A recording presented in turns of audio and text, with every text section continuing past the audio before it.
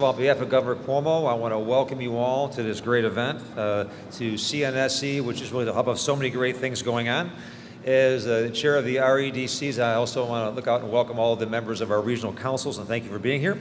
We have a rather brief program. You're going to be hearing after myself. Dr. Elaine Calareros will be speaking, President David Skorton, Chancellor Nancy Zinford, Governor Cuomo, and also a special guest, Dr. Robert Langer, who will be speaking. And then we'll be going into some breakout sessions, which I'll mention in a minute. 11 days ago, Governor Cuomo announced tax-free New York, which has really taken hold across this state and has created so much incredible energy. It's going to create 100 tax-free communities, 100% tax-free communities all around the state, and specifically with a focus on upstate New York, on all these campuses that we have throughout New York. It is about creating opportunities for students, for young business folks, for entrepreneurs, for those coming into the state who are going to start and create a much stronger business climate. The governor has done an incredible job coming up with this concept that really takes full advantage of higher ed, which is higher education, one of the core components of our regional council concept, the governor's plan for overall economic development in the state.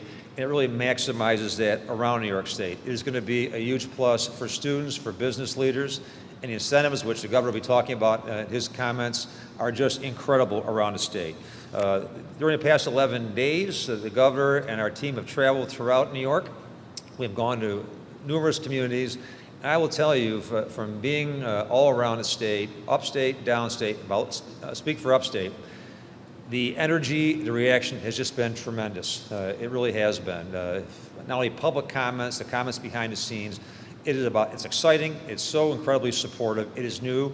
I'm not aware of any state in the nation doing anything even like this. So it really is a groundbreaking time for the state.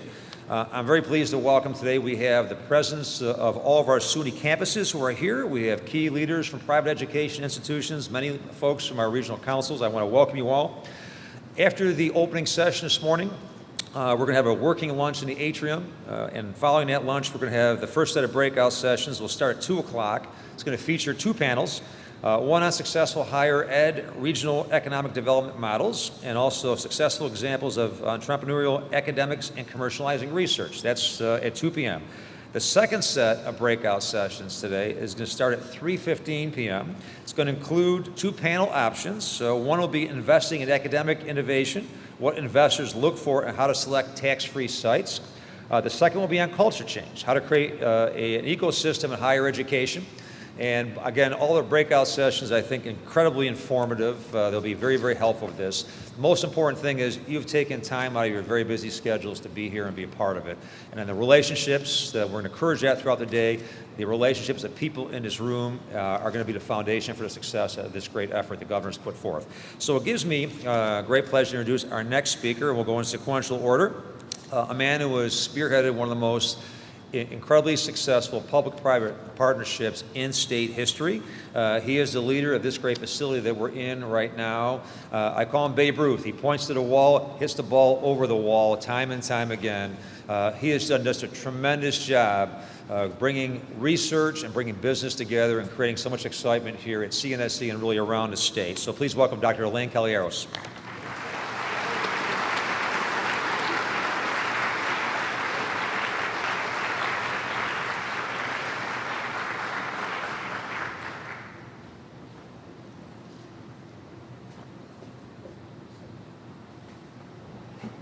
Yeah, erase. Good afternoon. It's always a true pleasure to speak after Lieutenant Governor Duffy, since I always tend to get a raise when I follow him to the podium. Do you want me to repeat the joke in case you don't? As you know, this is the Lieutenant Governor's 5th event here this year, which means he's now qualified for tenure, a corner office, and one of them shares parking spots.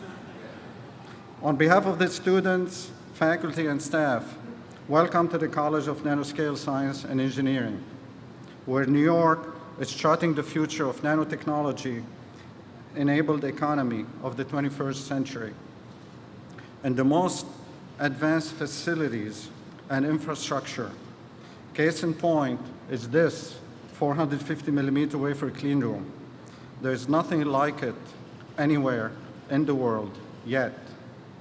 So it is highly fitting that we again host the visionary and pioneer who's making it all happen. We're honored and privileged to have our esteemed leader, Governor Andrew Cuomo, the entrepreneurial governor. Please join me in welcoming the governor one more time.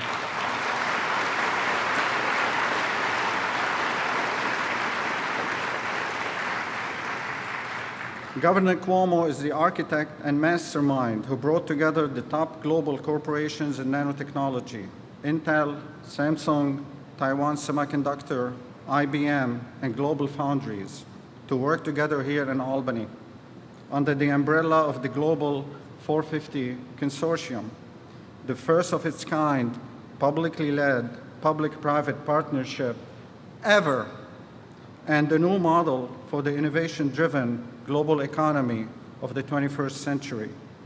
So much so that 1 year ago, Governor Cuomo hosted President Obama in this same very space, this space you're sitting in now, before this clean room was up and running.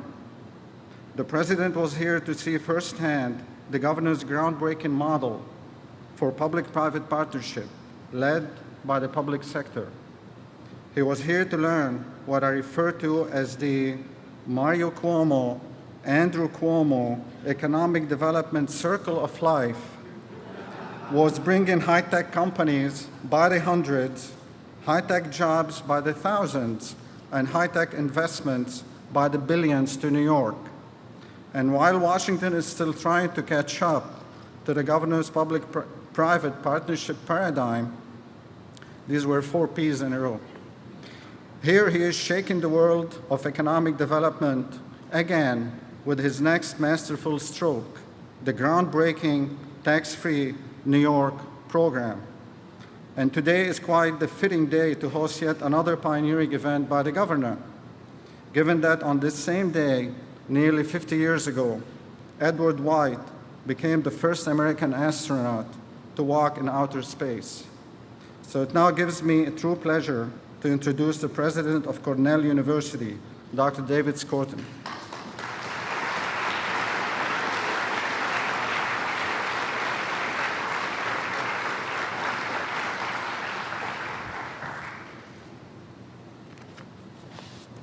Thank you, Dr. Kay, and congratulations on all the things that have been going on here and on this wonderful facility. It's a privilege and an honor to be here with so many academic colleagues and leaders of New York State government and our business and investment communities to discuss the place of universities in regional economic development. As Alain said, we are incredibly fortunate to have leadership in state government that recognizes the important and expanding role of universities in the economic health of our regions and the state as a whole. New York's colleges and universities already make a major impact on the state's economy, but there is much, much more that we can do and that we must do. Perhaps the greatest contribution that New York's colleges and universities make to economic development in the state is through the students we educate for the jobs of today and, as you're seeing here, the jobs of tomorrow. We're also major contributors to employment in the state. Of the 20 top private sector employers in the state, almost half are universities or academic health centers. But we are here today to talk about an additional role of rapidly increasing importance: economic development and technology transfer.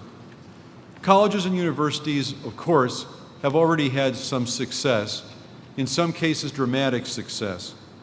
Cornell research, for example, has led to the development of 17 startup companies the last 2 years, and several other universities and the SUNY system have also participated in entrepreneurship. We also have the privilege of putting together an applied sciences campus in New York City based on the very same principles that we're talking about today. I recognize that many of us in higher education, in the public and private side, do not normally focus on economic development when we describe our core institutional missions. Economic development puts some of us outside our comfort zone, but this needs to be our comfort zone going forward. We need to innovate, we need to help our regional economies grow, and in order to be competitive globally, we need to focus on innovation in the classroom and innovations that drive the economy and the world. We also need to partner with the local host communities where our colleges are, particularly upstate, to ensure that these communities are vibrant and thriving. A college or university cannot succeed and attract the next generation of talent if the local community is in decline. Well, my experience as co-chair of one of the regional economic development councils, as well as other work that I have done, have convinced me that this is one of the most important issues for colleges and universities and for our collective economic future across the state of New York and across the country. States throughout the nation are, of course, in intense competition right now to attract startup ventures and to retain existing businesses, and many different formulas are being proposed. But I, too, want to commend Governor Cuomo for his willingness to take on two challenges that will be critical to our role in New York's success. First, to have the courage to support investment in higher education institutions that will enable them to reach a level of excellence that we've only dreamed of. And second, to devise innovative new approaches to reducing the barriers to industry-university collaboration. And Tax-Free New York initiative is one of those examples. This sweeping program will give all of us in higher education in New York powerful new tools that no other state in the country can match. Each of us has an idea of the type of businesses that would seize this opportunity to expand or to start in New York under Tax-Free New York. I might envision a social media startup that needs to be connected to fresh young minds at one of our computer science departments. We might be planning for the expansion of an advanced manufacturing company using new materials and processes from one of our engineering schools. Another one of us may want to start a new processing plant for a food product using New York agriculture. All these things can happen and happen more vigorously as a result of the Tax-Free New York initiative.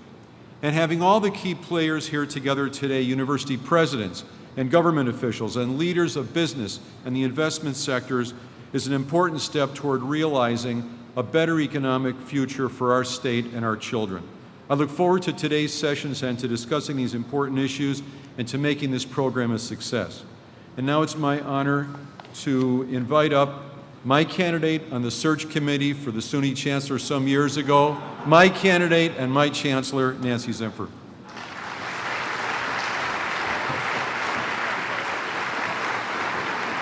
Thank you. David Skorton and Cornell are both great friends and partners with the State University of New York, so I appreciate it. David, thank you very much. We are thrilled to be here, the State University of New York, our presidents who represent our 465,000 students and our 88,000 faculty and staff across our 64 campuses. So, presidents, thank you for being here, bringing your teams here. And we're very pleased to have the SUNY Board of Trustees represented by our chair, Carl McCall. So thank you for including us. This is an initiative that is changing the way people see SUNY and our higher education institutions across the state of New York. The partnerships we can create with our business and industry partners under the governor's vision will ensure that our campuses are truly driving economic development for New York. And by linking this work with the regional economic development councils, the governor is creating a business-focused environment tailored to bring in new companies in literally every corner of upstate and Long Island. This is really a new model of education, one that allows our institutions to be key drivers of economic revitalization for our regions and foster collaboration with industry to develop New York's workforce for the future. We really have no greater partner in this effort than our great governor, who has developed a transformational economic development vision for New York. You have paired us with cutting-edge technology, research and training that higher education can provide with the investment in job creation and commercialization of the private sector. So we want you to know, Governor, that SUNY is committed to moving this forward to the benefit of all of our stakeholders, and in particular our students who can graduate from college and stay to live and work in New York with the job opportunities offered through these business and industry partnerships. So I'm so proud that the SUNY presidents and senior leaders from our campuses are here, again, to voice their overwhelming support for your tax-free New York proposal. Our discussion today will help focus the momentum and energy behind the proposal so that our campuses statewide can take full advantage of the opportunity being offered. Tax-free New York is the next significant step toward bringing this state to the forefront of academic and entrepreneurial excellence. Already through NYSUNY 2020 and the REDCs, the governor has invested hundreds of millions of dollars to help make our campuses attractive to high-tech and nanotech research, and the corporate partners that help bring in further investment and technical know-how that creates jobs and will help bring innovations to market. So without further ado, it is my great pleasure to introduce the governor of this great Empire State, Governor Andrew Cuomo.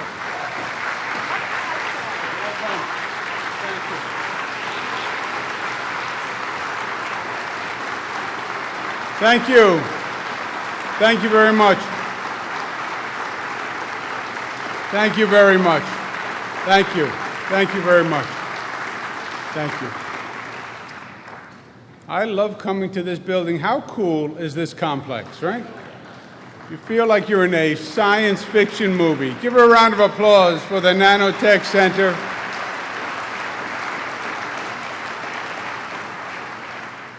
First, Lieutenant Governor Bob Duffy, who's been working with the Regional Economic Development Councils now going on 2 years all across the state.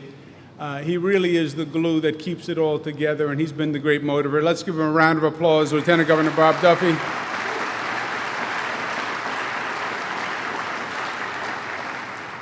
To Chancellor Nancy Zimpher, who, to this group, I don't have to tell you what a great job she's been doing with the entire SUNY system. There's a new energy, there's a new focus, there's a new direction, and there's more accomplishments than ever before, and that's Nancy Zimpher. Let's give her a round of applause.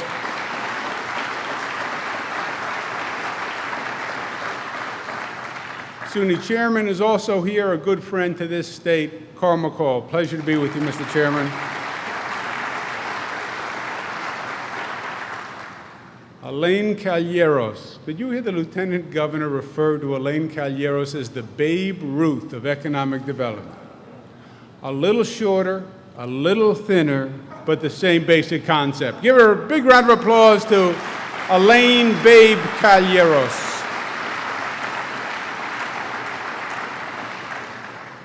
To David Scorton, who's doing a great job with Cornell. He's also taken on a few extra special assignments for me on a personal level. We've given him some really difficult missions to help get this state back on track, and he's accepted all of them. He's also getting NYRA, the New York Racing Association, redone and reinvented, and that's no small undertaking. Thank you for being here and for all you do, David.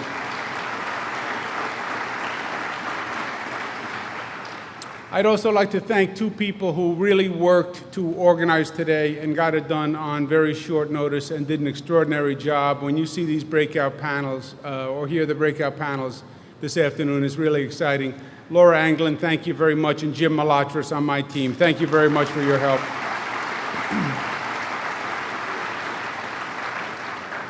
And thank all of you for coming on short notice. And you are an important and a pivotal group, because we've been coming up with plans and concepts and hopes, but you are actually the people who are going to make it happen or not happen. We have the SUNY presidents, we have a number of private college presidents, and we have members of what we call the Regional Economic Development Councils statewide, who are the business leaders primarily, who have been working on economic development plans for those regions. And that mix of people is actually going to make this concept work or not. It really comes down to the college presidents working with the business community on a regional basis to make this a success. So starting off this meeting and this dialogue and forging these relationships are really seminal. The challenge, as you know, is to make New York State a leader in the innovation economy. More specifically, to make upstate New York a leader. in the new economy. We talk about the economy of New York State. We talk about the regions of New York State. We have 10 regions. And in many ways, they're disconnected. You can have Western New York that's doing great and Long Island that's not doing great and vice versa. There is a disconnect because there are different regional economies. But you have two basic dynamics. You have, for sake of simplicity, a downstate economy, and you have the upstate economy. And the downstate economy over the past 10 years has been breaking records, literally a multiple of what the national economy has been doing. The upstate economy is the exact opposite story, trailing not only the downstate economy. Upstate did about 1/3 the jobs of the downstate economy. Upstate is about half of the national progress. So upstate New York truly is lagging, and lagging significantly, not just within the state, but nationwide. People then follow the economy at one point. Downstate New York is growing, upstate New York is shrinking because people are voting with their feet. So your mission, our mission, is going to be to reverse those trends and to reverse those numbers. Now, we know certain things, and we assume certain truths in undertaking this challenge. First, we know that where jobs are created are the higher education facilities all across this nation and all around the globe. You look at where the regions, the states, the countries that are creating new jobs, it's coming out of the higher education facilities. It's the quote-unquote tech transfer. It's the commercialization. And whoever is doing that best is actually, right now, winning the game. We know that states that see the education system and the economic development system as a continuum are the states that's doing well. The chancellor refers to it as cradle to career. But the education system and the economic development system are now the same. They are one and the same. We know that you need the business support components there, that you need the business incubators, and you need the lawyers, and you need the venture capital funds ready to invest. We know that this happens in a regional context.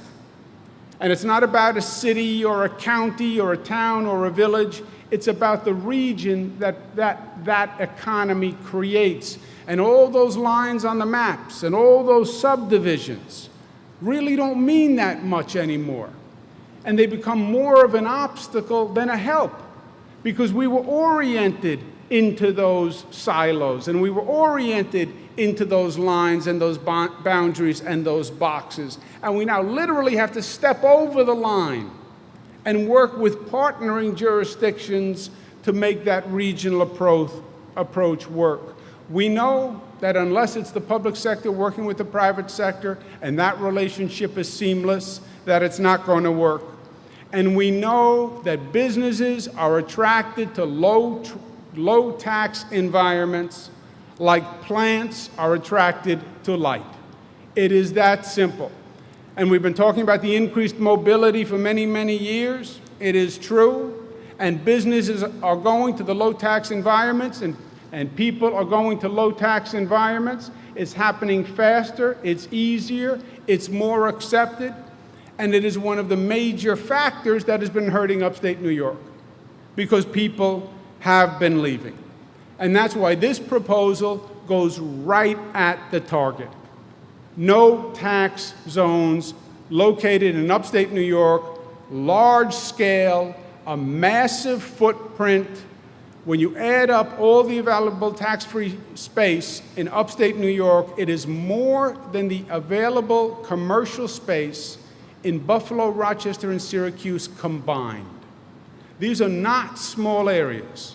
This is a massive amount of eligible space, because it's going right at, I believe, the main vulnerability for upstate New York, which has been the tax structure.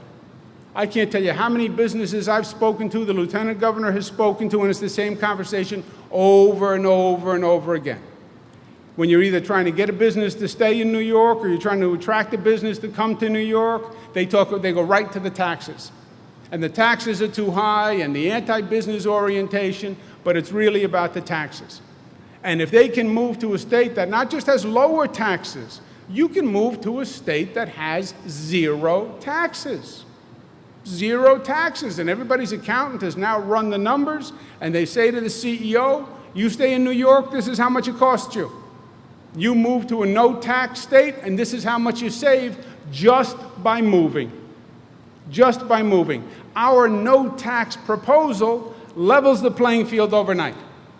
That factor is now gone because there can't be any other area that is competitive on a tax, from a tax point of view, because literally we are as low as you can go on the taxes. Now, I'm not saying that this is going to be easy. I'm saying the opposite. This is going to be hard. By definition, it's going to be hard. And there will be winners and there will be losers, not just within the state, but what we're trying to do, every state is trying to do. The country is trying to do. Regions of countries all around the planet are trying to do this. And that's why the extraordinary succeed and the market works. That's why there was one research triangle. That's why there was one Silicon Valley. That's why there is one nanotech capital on the globe. That's why the Capital District region is doing great compared to almost every region in upstate New York, because they are winners and they are losers. And the point for us is to be a winner and to be associated with winning and to be achieving. Now, this is, as David Scorton mentioned, in some ways it's hard because it's a change. And this is a culture shift. And change is hard. I love change, studied change and organizational behavior, because when you're working in a bureaucracy and you're trying to change patterns of behavior that have been in existence 15, 20 years. And change is interesting because everybody thinks they like change. Sounds like a good thing. They say it all the time. We need change. We need to make changes. I want to talk to you about changes we need to make. Yes, but what they're actually saying is, you need to change. They're doing just fine. We like control. You, on the other hand, have to make major adjustments, and you have to make them quickly. Change is hard, and this requires change and cultural change. I'm a college professor. Yes, you're a college professor, and you're a great college professor. And now you should get interested and informed and participate in entrepreneurial activities. And there's a positive synergy between academia and entrepreneurial activities. Well, this is a little new. Yeah, it's a little new, but it works. And we're in the temple of nanotech to show it works. Elaine Calleros, great academic, did get his first economic development grant from Governor Mario Cuomo. He was in 4th grade at the time, but he had the foresight to plan ahead and to apply. Great academic, Elaine Calleros. Great entrepreneur also. You can excel at both. Great professor, drives the Ferrari. You can put those two things together. He's the model for that, but it's different, and it's not the way we normally think. Businessmen who normally deal with businessmen, the REDC heads now have to deal with college professors, and now have to deal with politicians, worse than college professors. They have to deal with politicians. Politicians have to deal with other politicians. That's really the worst scenario, right? And they have to be in a regional alliance and get out of their own jurisdiction. Very hard.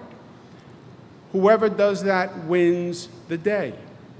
Whoever does that well wins the day.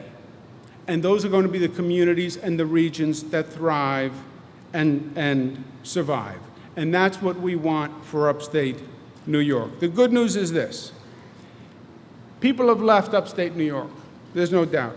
And at the end of the day, what we're really doing is marketing upstate New York, right? We're marketing Western New York or the Finger Lakes, Syracuse, Utica. You're marketing those regions, and people have left. And I've talked to dozens and dozens of people who have left upstate New York. But almost to the one, I never had anyone say to me, I wanted to leave. They'll say, I had to leave. The taxes were too high. I had to leave. I couldn't find a job. I had to leave. They moved my wife's job, and I had to follow for my wife. I had to leave. I couldn't pay the property taxes. I had to leave. They were crushing my small business, but nobody said they wanted to leave. Because there is no reason one would want to leave this state and upstate New York. You're in the greatest state in the nation, far and away. And when you're in upstate New York, you're a part of the state.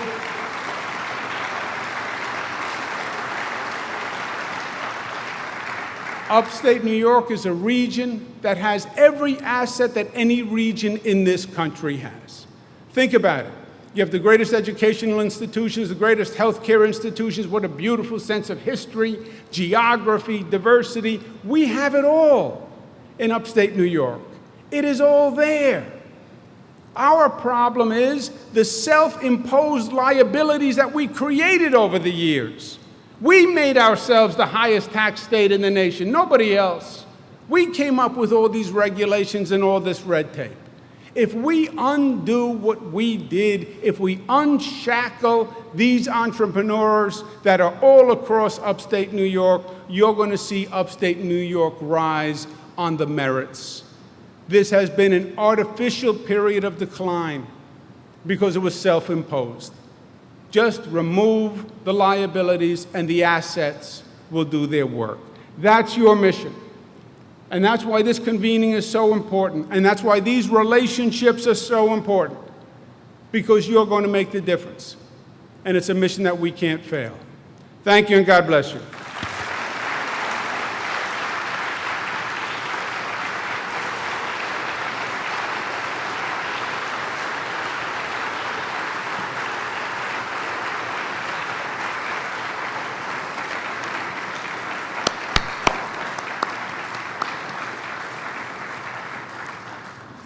Thank you, Governor. I have the honor of introducing today's keynote speaker. Dr. Robert Langer has joined us today from MIT, where he has received the highest honors available from that great institution as a faculty member. Dr. Langer has written over 1,200 articles and has approximately 815 issued and pending patents worldwide. These patents have been licensed or sub-licensed to over 250 pharmaceutical, chemical, biotechnology, and medical device companies. With these statistics, he is the most cited engineer in history. Dr. Langer has also received over 200 major awards, including the 2006 United States National Medal of Science Prize. Forbes and BioWorld have both named Dr. Langer as one of the 25 most important individuals in biotechnology in the world. In 2001, both Time and CNN named Dr. Langer as one of the 100 most important people in the United States and one of our nation's 18 most important people in science and medicine. A great person with great accomplishments. We are honored to have Dr. Langer with us today. Please welcome Dr. Robert Langer. Dr.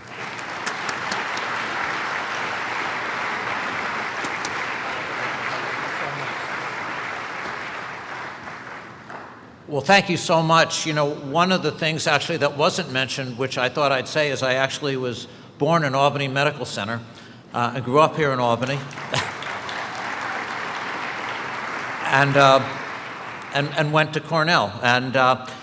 But what I wanted to do today is to give you a flavor for what we do as academics in terms of starting up companies. I thought I'd give you some 4 examples and then make some concluding remarks.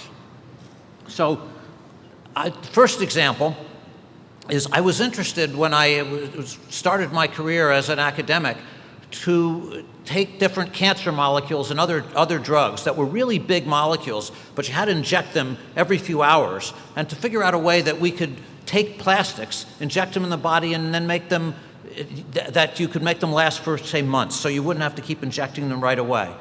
Now, the thing is that if you looked in the literature at that time, people really didn't think you could do this. The literature said something like the use of polymer matrices for slow-release systems has been virtually restricted to small molecules. And really, the only thing I had going for me is I hadn't read that. So I went ahead and tried to do it anyhow. I actually found over 200 different ways to get it to not work. But eventually, I was able to make some little microspheres, and we showed that you could do this. The problem was then this sometimes happens in science. I presented it, I wrote it up, and a whole bunch of scientists told me that it had to be wrong. They basically said that big molecules, they can't get through these solid polymers. It's kind of like any of us walking through a wall. They also said the solvents we were using would destroy whatever we put in. So we examined this. We cut little sections with a razor blade through these. And what we saw was actually if you normally had no drug in it, it looked like this. It was like a sheet. You couldn't get through it. But what happened, interestingly, was when we did put substances in them, it created these little pores. But these pores are actually kind of complicated and tortuous. So there was incredibly winding. So it took the molecules a really, really long time to wind their way through it. In fact, myself living in Massachusetts, I've always explained this to people as like driving a car through Boston. In chemical engineering, we have this term called tortuosity, and these have very high tortuosity. Now, the thing is, one of the key things when you try to create a startup in a lot of cases is having a patent. And my boss at the time, Judah Folkman, said to me, he said, Bob, we should file a patent at Children's Hospital. That's where I was working then in Boston. So we did, but 6 straight years in a row, the patent examiner turned it down. And it seemed clear, the lawyers all told me to forget it, but I don't like to forget things very easily. So I started to think, how could we convince this examiner? So I actually remembered all these people told me this stuff couldn't work, and I searched, did people ever put something like that in writing? And I actually found an interesting quote. I did this, by the way, in 1982. And here's just a quote. I'll read it to you. This was from 5 of the top plastic scientists in the world. They said, generally, the agent to be released is a relatively small molecule with a molecular weight no larger than a few hundred. One wouldn't expect that macromolecules like proteins could be released by such a technique because of their extremely small permeation rates through polymers. However, Folkman and myself have reported some surprising, that's a very good word in the patent area, have reported some surprising results that clearly demonstrate the opposite. So I showed that to our lawyer. He flew down to Washington to show it to the patent examiner, and the patent examiner said, he said, oh, I had no idea. He said, I'll tell you what, I will allow this patent if Dr. Langer can get affidavits from these 5 scientists that they really wrote that. And it's a true story. And so they did. They all wrote me letters that they really wrote it. We got this very broad patent on delivery of almost anything. And then we actually licensed it to 2 big companies. Eli Lilly was one. But they didn't end up doing anything with it. So again, with one of my colleagues and 4 of my students, we started this little company to create these microspheres. Today, this company has 25 products that are FDA approved in clinical trials. It's led to new treatments for schizophrenia that are now used in millions of patients. Also, alcoholism, narcotic addiction, and type 2 diabetes. They've got over 1,200 employees. The market capitalization, as an example, is about $4.5 billion. Let me give you a second example. In our bodies, we have 3 major complex molecules: proteins, things like nucleic acids, which is DNA, and complex polysaccharides. People have figured out ways to figure out the structure of the first 2, but not the third. But I had 2 of my students, and I figured out a way to do that. So we started another company, again, to get this out to the public. All of these companies, by the way, are within about 3 blocks of our office at MIT. And it went public. Both Novartis and Baxter have invested in it. And they got actually the first biogeneric. That's a generic is like usually a small molecule. Biogeneric is kind of like a big molecule. Normally, people would always have to go through a lot of clinical trials. Here, it wasn't required because we knew the exact structure.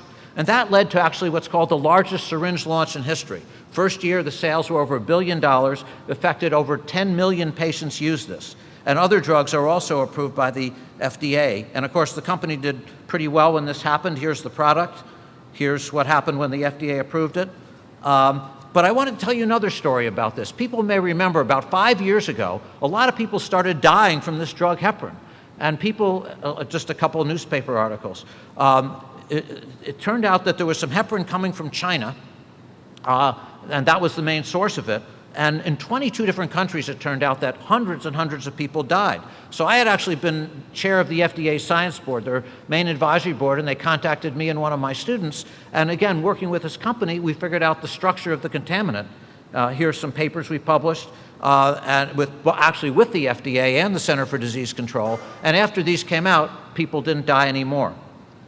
The third example I want to give you, actually I thought would be particularly appropriate for being here in such a terrific center for nanotechnology. So we do a lot of medical things, and with Omid Farrokhzad, one of my former postdocs, we actually worked out a way to take nanoparticles and target them right to a tumor, hopefully, or any other site in the body. In other words, you can imagine if you have chemotherapy, you really want it to go right to where the cells you want and not to other parts. And of course, this is brand new, very speculative.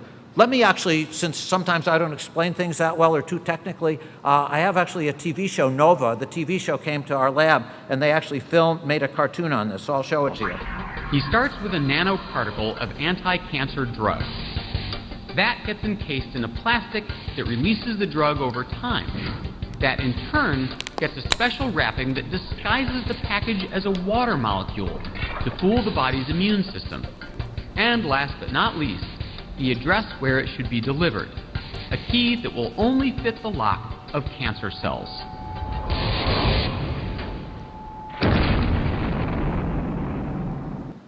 I should tell you that a lot of the MDs that I work with tell me it doesn't blow the cell up quite like that. At any rate, if you look in the bottom right below this, what we have are two different patients, CAT scans. If you look at the yellow circles, there you see a tumor. And 42 days later, it's gone. You see the same thing on the other patient. 42 days later, it's gone. We actually started a little company, and this is nothing like you see here. Of course, in medicine, you don't need quite the same space sometimes, but we have a manufacturing plant to make the nanoparticles.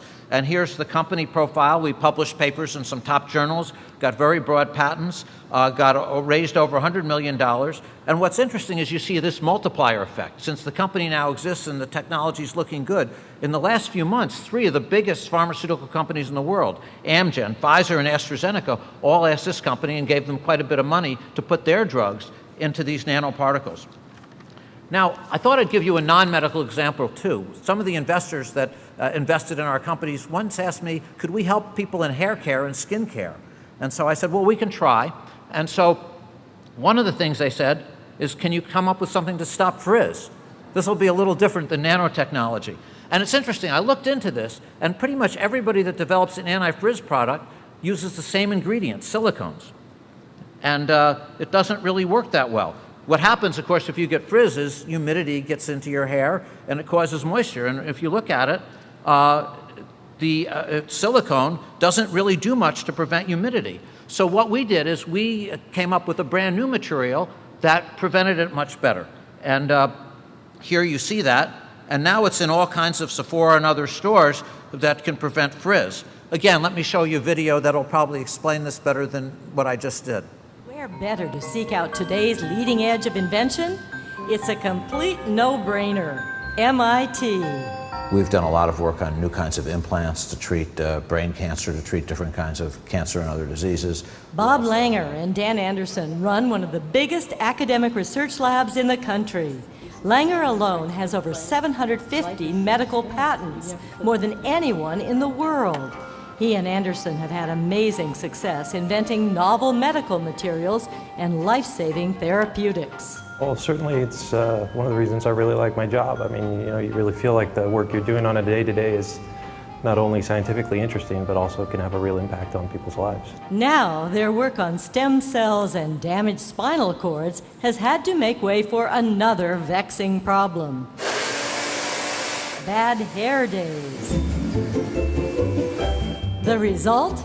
No frizz. Based on Anderson and Langer's science, no frizz has taken the beauty world by storm. It's so amazing that the big companies haven't been able to solve these problems in such a short time. we've been able to really tackle problems that have really dramatically affected women for many years. Rob Robillard is CEO of Living Proof, makers of No Frizz. This Cambridge startup's secret weapon, science. Using renowned researchers from outside the beauty industry to apply new thinking to age-old problems. This side of her head was treated with one of those silicone products. This side was styled with No Frizz technology. We found the holy grail for frizz. It's amazing. Noted stylist Mitch DeRosa is a co-founder of Living Proof. He says until now, the fight against frizz has relied on silicone-based products, which keep moisture out, but can leave hair heavy and greasy. Along come Anderson and Langer and their discovery of polyfluoroester. This creates a weightless shield sheathed around each hair fiber. For Langer and Anderson, there's nothing trivial about their work for a beauty product. After all, they consider themselves equal opportunity problem solvers. Do your fellow professors tease you sometimes about the frizzies, or they have a fun with it, or they? A lot of them use it. So that's one example. They also asked us, could we give hair more body? We came up with a way to do that with a different polymer. That's called full. And here's that. And of course, recently, people may know, if they've ever followed this company, that we got a pretty well-known investor and spokesmodel. I'm with her here. And she's been a huge help. Maybe we could turn the slides off for a second. And I was just going to sort of make a couple comments. So after I left Cornell, I went to MIT. And I remember being a graduate student at MIT in the 70s. And the area around MIT was a slum. There were no restaurants, no hotels. There were actually quite a few bars, but they were pretty dangerous bars. What's happened because of these kind of spin-offs, exactly the thing that Governor Cuomo is talking about, has been amazing. Now, if you look, like the Kauffman Foundation wrote a report, the economy spun off by MIT scientists would actually be the 7th largest of any country in the world, just MIT alone. There are hundreds, if not thousands, of companies in the few blocks around MIT. There's actually 8 hotels, and there's enormous number of restaurants. In fact, I always like food. I still remember one of my earliest memories in Albany. People may be too young to remember this, but they had a great restaurant called Keeler's on State Street. I remember going there and having, lobster Newburgh and having these great chocolate sundaes there. So I've always liked good food. The area around MIT, they've had nothing. But now, because of what's happened, like they came out in the Boston Globe, like Our Times Union, and they said, well, the 7 of the 50 best restaurants are actually now 5 blocks of my office. And the same thing has actually not only happened at MIT, but as you heard, Silicon Valley at Stanford. These kinds of things have happened because of exactly the things that Governor Cuomo said. You've had universities and you've had incentives for companies to want to start there. I thought I'd just end with one last slide. Can we? So actually, this is a picture from about a week ago. Here you see President Skorton, I was closest to you, at the Cornell graduation. And he's just done an unbelievable job, not only in terms of creating the New York Tech campus with others, but also, as was mentioned, that now Cornell has really accelerated tremendously the number of licenses and patents and startup companies.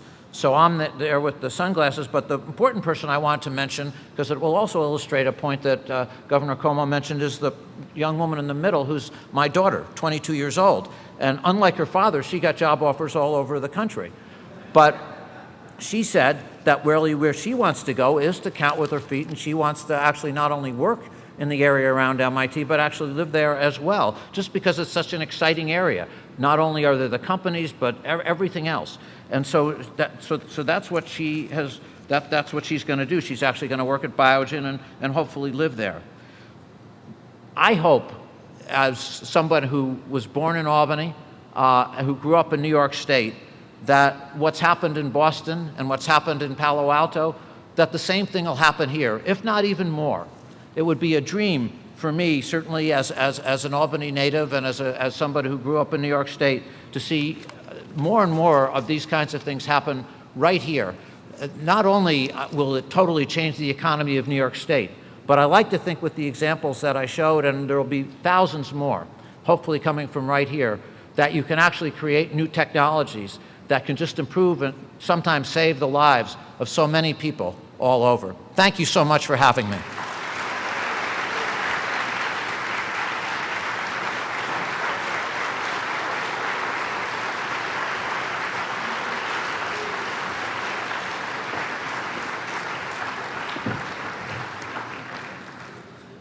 On behalf of Governor Cuomo, I want to thank Dr. Langer. Governor Cuomo is creating tax-free New York, Dr. Langer, frizz-free New York.